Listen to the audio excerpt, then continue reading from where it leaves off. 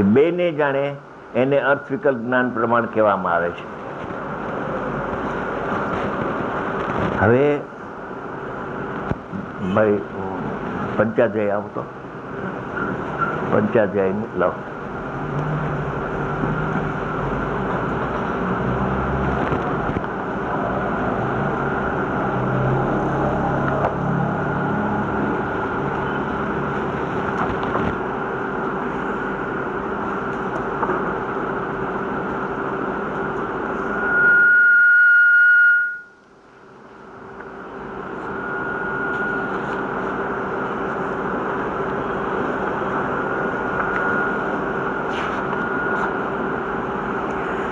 પંચાધ્યાય પહેલો ભાગ છે, એની 541 ગાથા છે અને એક 558, એ બે ગાથા આપણે આધાર ઉપર લેવું છે. 541 અર્થ વિકલ્પો જ્ઞાનમ પ્રમાણમ ઇતિ. જેમ પ્રમાણનું લક્ષણ કહેવામાં આવે છે કે આ પ્રમાણનું લક્ષણ છે સ્વપર પ્રકાશક. સ્વપરને જાણે છે એ નિશ્ચય નથી, વ્યવહાર છે, અને એ વ્યવહાર સાચો લાગે તો અજ્ઞાન છે.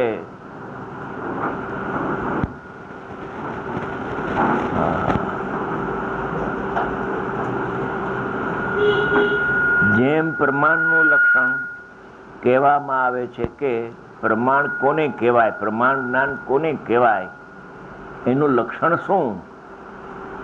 જેમ નિશ્ચયનું લક્ષણ હોય, વ્યવહારનું લક્ષણ હોય, એમ પ્રમાણનું પણ લક્ષણ છે. કે જેમ પ્રમાણનું લક્ષણ કહેવામાં આવે છે કે અર્થ વિકલ્પ જ્ઞાનરૂપ પ્રમાણ હોય છે. અર્થ, વિકલ્પ અને જ્ઞાન અને પ્રમાણ 4 શબ્દો છે. હવે 4 શબ્દોનો અર્થ સમજાવે છે. અર્થ કોને કહેવાય? અહીં અર્થ નામ સ્વ અને પર પદાર્થોનું છે. અર્થ એટલે સ્વ પરના વિભાગ પૂર્વક આખા વિશ્વનું અવભાષણ થવું, પ્રતિભાષણ થવું, જ્ઞાનમાં ઝળકવું. સ્વ પર બે એક સાથે યુગપદ કરવે તો નહીં થઈ જાય. ક્રમની વાત નથી, પ્રમાણમાં અક્રમે એક સાથે બે પર પદાર્થનું છે. અર્થની વાત કરી. સ્વ પર વિકલ્પ નામ જ્ઞાનનું તે આકાર રૂપ થવું તે છે. આકાર એટલે જ્ઞેયાકાર. જેવા જ્ઞેયો છે એવા જ્ઞેયો જ્ઞાનમાં પ્રતિભાસે છે, તેને જ્ઞાનનો આકાર કહેવામાં આવે છે. એ આકાર થવું તે છે. અર્થાત સ્વ પર જ્ઞાન થવું, સ્વ પરનું પ્રતિભાસ થવો, તે જ પ્રમાણ જ્ઞાન છે. સ્વ પર બે એક સાથે દ્રવ્ય પણ છે અને પર્યાય પણ છે. અતિન્દ્રિય જ્ઞાનમય આત્મા છે અને વર્તમાન ઇન્દ્રિય જ્ઞાન પણ છે. બે છે. પ્રમાણમાં બે આવે. અત્યારે તો આપણે જ્ઞાનની પર્યાયનું પ્રમાણ લઈને એમાં વિધિ નિષેધ ઉતારવા છે. બાકી દ્રવ્ય પર્યાય સ્વરૂપ જે આખી વસ્તુ છે પેલા પારામાં, એ પણ પ્રમાણ, સામાન્ય વિશેષાત્મક આખો આત્મા પ્રમાણનો વિષય છે. એમાં વિધિ નિષેધ એમ કરવું કે દ્રવ્ય તે હું ને પર્યાય તે હું નહીં, એમાં દ્રષ્ટિનો વિષય આવે છે. અને જ્ઞાનના પ્રમાણમાંથી જો વિધિ નિષેધ કરે તો આત્માનો અનુભવ થઈ જાય છે.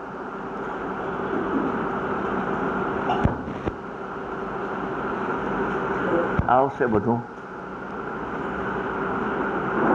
તે પ્રમાણ છે. જ્ઞાન પોતાના સ્વરૂપને જાણતું થતું જ પર પદાર્થોને જાણે છે. એ જ તેની પ્રમાણતાનો હેતુ છે. સ્વપર પદાર્થોનો નિશ્ચયાત્મક બોધ જ પ્રમાણ કહેવામાં આવે છે. જેમ છે તેમ જાણે. અને આ જ્ઞાનની વિકલ્પાત્મક અવસ્થા છે. અહીં જ્ઞાનનું સ્વરૂપ તેના વિષયભૂત પદાર્થોના ઉપચારથી સ્થિત કરવામાં આવે છે. પરંતુ વિકલ્પરૂપ જ્ઞાનને જીવનો જ ગુણ બતાવવામાં આવ્યો છે. તેથી આ ઉપચરિત સદભૂત વ્યવહારનો વિષય છે. આ પ્રમાણ જ્ઞાન છે એ ઉપચરિત સદભૂતનો વિષય છે. રાગ આત્મામાં થાય છે તો અસદભૂત વ્યવહાર એનું કથન છે, અને જ્ઞાન આત્માને જાણતા પરને પણ જાણે છે, બેયને જાણે. એ નિશ્ચય નથી, વ્યવહાર છે, સદભૂત વ્યવહાર છે. અને સદભૂત વ્યવહારનો પક્ષ એ આત્માનો અનુભવ નહીં થાય. અરે જ્ઞાન આત્માને જાણે છે, અનુપચારી સદભૂત વ્યવહારમાં એ આત્માનો અનુભવ ન થાય. તો સ્વપરને જાણે એવા પ્રમાણના પક્ષવાળને સ્વપર પ્રકાશક વાત. આમ તો દયા ખાવા જેવું છે. અનંતકાળથી આ વ્યવહારનો પક્ષ છે. એ ભણેલા ને આ સ્વપર પ્રકાશકમાં હલવાઈ ગયા બધા. એમાં વિધિ નિષેધ કરતા એને આવડ્યું નહીં. આવશે, આપણે વિધિ નિષેધમાં લેવું છે. હમણાં આચાર્ય ભગવાનનો દ્રષ્ટાંત આધાર આપીશ તમને. હવે 541ની વાત મેં કરી, પ્રમાણનો વિષય છે. હવે એમાં દેવસેન આચાર્યનું કાઢો. નૈચક્ર છે, એક દેવસેન આચાર્ય થઈ ગયા છે આજથી 1000 વર્ષ પહેલા. એને નૈચક્ર બનાવ્યું છે. આપણા સમયસારમાં એનો ઉલ્લેખ છે. તેઓ શ્રી એમ ફરમાવે છે, હે કુંકુમ ભગવાન, તમે જો મહાવિદ્ય ક્ષેત્રમાં જઈને આ આત્મવિદ્યા સમયસાર આદિ ન લાવ્યા હોત તો અમારા જેવા મુનિઓનું શું થાત? સમર્થ આચાર્ય કે છે, એવા સમર્થ આચાર્યનું એક નૈચક્ર છે. એનો અનુવાદ મેં આ કરાવ્યો છે, અનુવાદ વાંચું છું. એ પંડિત હુકમચંદજી પંડિત પાસે કરાવ્યો છે. 2-3 અનુવાદ કરાવ્યા પણ મને સંતોષ ન થયો. પંડિતજીને કહ્યું મારે 2 પાનાનો અનુવાદ જોઈએ છે. તો કે લાલચંદભાઈ તમે ધીરજ રાખજો, અનુવાદ કરીને મોકલીશ, પણ જ્યારે શાંત મારું ચિત્ત થશે ને ત્યારે હું આ અનુવાદ કરીશ. આ ઘેરી વાત છે, સાધારણ નથી, અધ્યાત્મની પરાકાષ્ઠા છે આમાં. ભલે. તો 4-6 મહિને એમને આ અનુવાદ કરીને મોકલું. ગુરુદેવની હાજરીમાં જ અનુવાદ મારી પાસે તો આવી ગયો હતો. એમાં શું કહે છે આચાર્ય ભગવાન?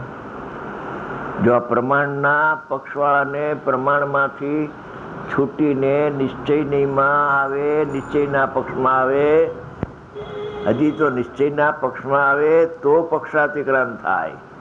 પ્રમાણના પક્ષમાં આવે, વ્યવહારના પક્ષમાં ઊભો છે તો એ તો સમ્યકની સન્મુખે નથી. તો સમ્યક થવાનો તો પ્રશ્ન રહેતો નથી. આ આચાર્ય ભગવાનનો આધાર આપું છું.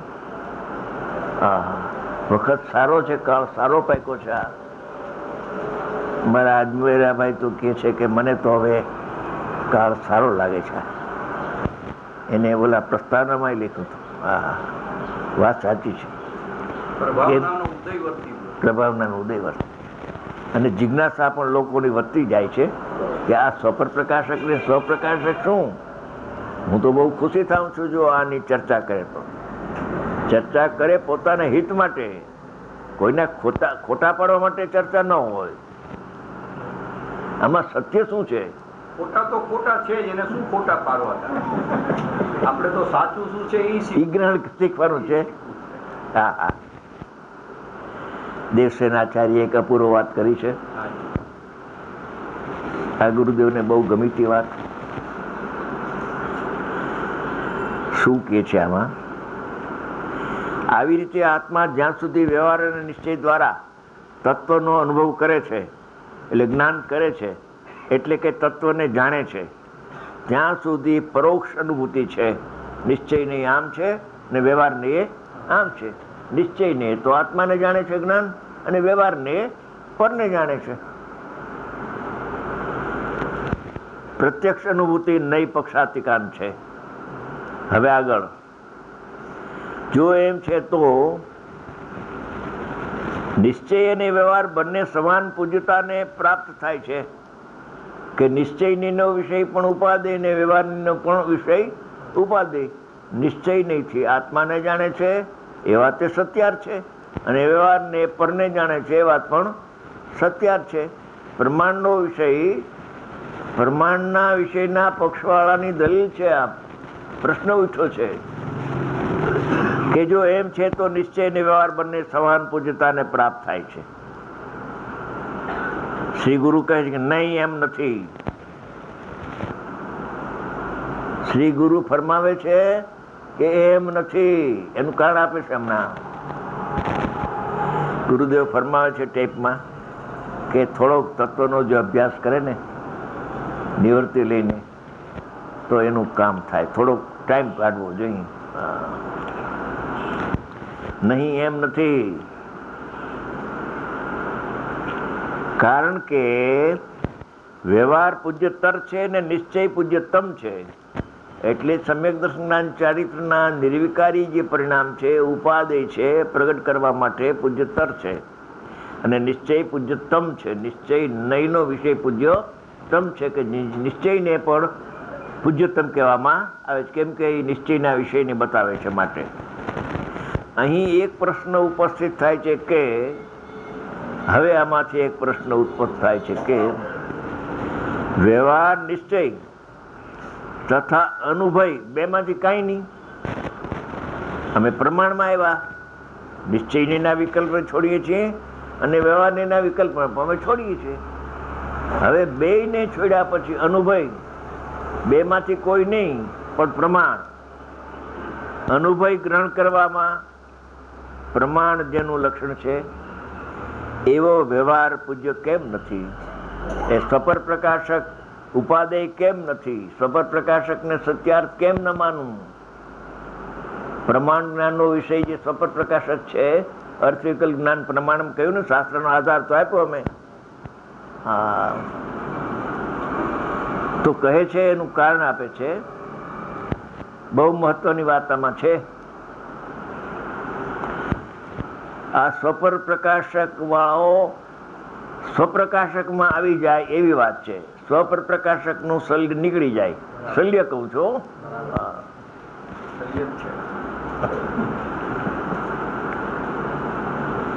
બેસે ન બેસે એ તો એની સ્વતંત્રતા છે, પણ તત્વ તો જેમ હશે એમ રહેશે. હા, વ્યવહાર પૂજ્ય કેમ નથી? તેના ઉત્તરમાં કહે છે કે આચાર્ય ભગવાન ફરમાવે છે કે પ્રમાણ એટલે પ્રમાણ જ્ઞાનનો વિષય બે લીધા ને. હા, નિશ્ચયથી સ્વને જાણે, વ્યવહારને પરને જાણે. છે, જાણે છે, જાણે છે, જાણે છે નથી, નથી આવતો એમાં. છે, નિશ્ચયથી સ્વને જાણે છે આવ્યું ને, અને વ્યવહારે પરને જાણે છે. બેમાં છે આવ્યું ને, પ્રમાણમાં છે આવે અને નિશ્ચયનીમાં છે નથી આવશે.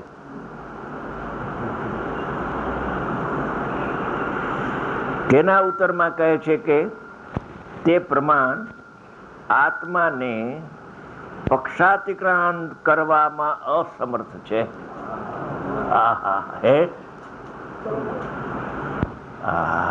લાખો ભાવ વ્યા જાય, કરોડો ભાવ વ્યા જાય, પ્રમાણના પક્ષમાં એને સમ્યક દર્શન થતું નથી. પક્ષાતિક્રાંત કરાવવામાં અસમર્થ છે. એને કારણ આપશે. તેથી તે પૂજ્યતમ નથી. તેનો ખુલાસો આ પ્રકારે છે. કેમ પૂજ્યતમ નથી? તે સત્યાર્થ કેમ નથી? એનું કારણ આપે છે. જો કે પ્રમાણ નિશ્ચયના વિષયને ગ્રહણ કરે છે. પ્રમાણ જ્ઞાન બેને અંશને ગ્રહણ કરે છે, નિશ્ચય ને વ્યવહાર બેને. નિશ્ચયને તો ગ્રહણ કરે છે પ્રમાણ. દ્રવ્યપર્યના ભેદ જ્ઞાનમાં પણ લેવું ને આ સ્વપર પ્રકાશકમાં પણ અત્યારે લેવું કે નિશ્ચયના વિષયને ગ્રહણ કરે છે કે આત્માનું જ્ઞાન આત્માને જાણે છે. સ્વાશ્રિત હોવાથી આત્માને જાણે છે, એને તો ગ્રહણ કરે છે. પરંતુ તે અન્યનો એટલે વ્યવહારના વિષયનો વ્યવચ્છેદ નિષેધક નથી. જે અનાદિકાળથી ઇન્દ્રિય જ્ઞાન પરને જાણે છે એનો નિષેધ કરવાની તાકાત પ્રમાણ જ્ઞાનમાં નથી. જાણનારો જણાય છે અને ખરેખર પર જણાતું નથી એ વાત પ્રમાણ જ્ઞાનમાં આવશે નહીં.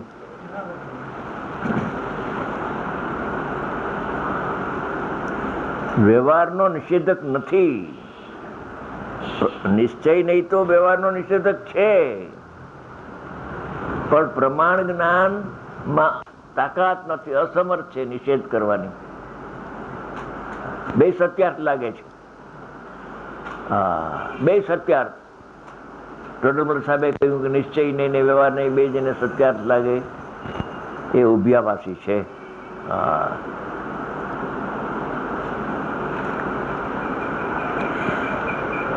જો કે પ્રમાણ નિશ્ચયના વિષયની ગ્રહણ કરે છે, જ્ઞાયક ને જાણે છે જ્ઞાન, એમ તો એટલું તો એ ગ્રહણ કરે છે.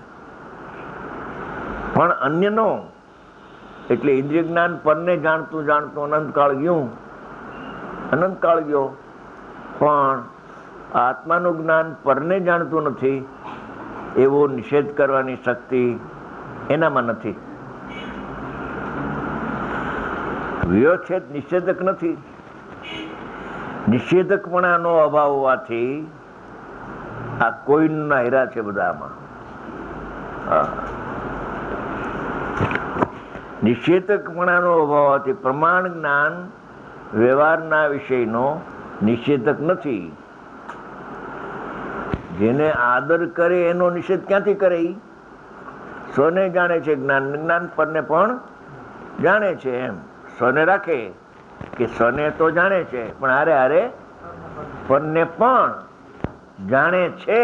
એમ એમાં છે આવે ને, એમાં પ્રમાણમાં તો નિષેધ ન કરી શકે. નિષેધકપણાનો અભાવ હોવાથી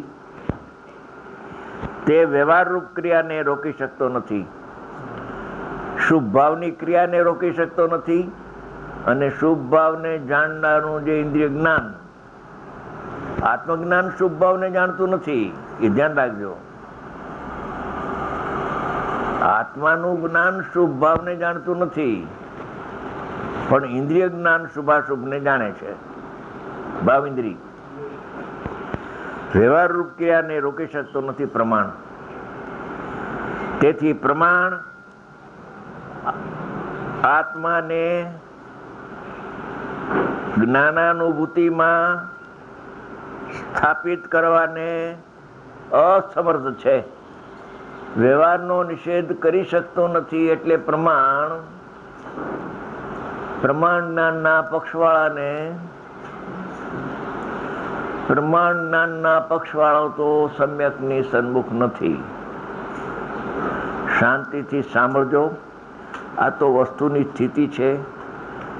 કોઈની ટીકા કરવાનો તો ગુરુદેવે પ્રથમથી જ આપણે ના પાડી છે.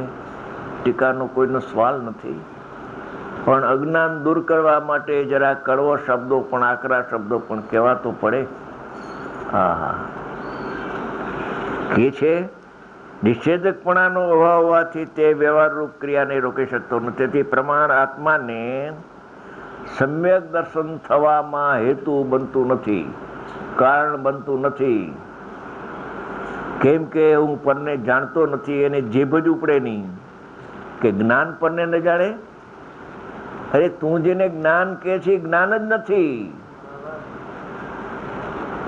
તું જેને જ્ઞાન માની બેઠો છો ઇન્દ્રિય જ્ઞાનને, એ તો જ્ઞાન જ નથી. એટલે ઇન્દ્રિય જ્ઞાનનો નિષેધ કરાવે છે. જ્ઞાનનો નિષેધ કોણ કરાવે? જ્ઞાન તો પ્રગટ થાય છે ઉલટું. તેથી પ્રમાણ આત્માને જ્ઞાનાનુભૂતિમાં સ્થાપિત કરવાને અસમર્થ છે. પરંતુ નિશ્ચય નહીં. જોજો હવે, પ્રમાણ અસમર્થ છે આત્માના અનુભવ માટે. સાધન નથી.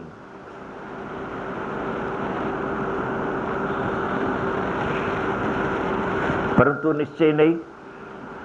એકત્વની સમીપે લાવીને, એકત્વ વિભક્ત આત્માને હું કહ્યું છે ને ગુરુદેવે, તો પ્રમત્ત અપ્રમત્તથી વિભક્ત નામ જુદો ભગવાન આત્મા જ્ઞાયક છે. એવો એકરૂપ સ્વભાવ પોતાનો આત્મા, એની એકત્વ